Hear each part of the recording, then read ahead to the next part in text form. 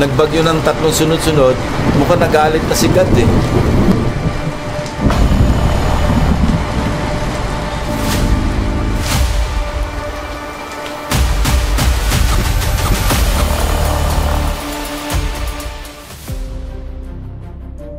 Ang malas nila, mukhang may nakialam sa taas na. Nagbagyo ng 3 sunod-sunod, mukhang nagalit na si God eh. Bakit nagkasunod-sunod si Krising, si Dante, si Emo, tapos may habagat pa? Para may divine intervention, para mabulgar lahat. Otherwise, tuloy-tuloy sila sa kasino.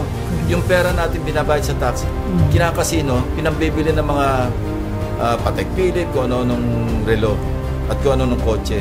You can just imagine kung nagpatuloy ito, para tayong mga gago.